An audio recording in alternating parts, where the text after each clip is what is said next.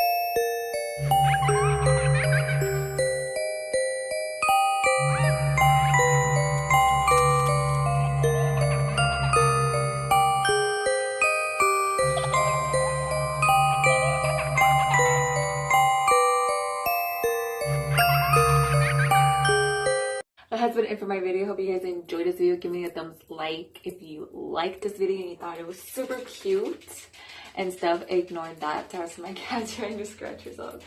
But anywho, follow me in the links below. Follow me on Twitter and on Instagram at funnybunnyx100, and then also follow me on Snapchat at funnybunnyx100. That has been it. This has been me. I will see you guys next week with a new video and stuff like that. Don't forget to press the notification bell so you could be notified when I post videos, because I mostly post videos on Tuesdays, but last week it was super last minute and I posted super late. So stay tuned, because yeah, Halloween videos. I wonder what the next one is gonna be. Bye.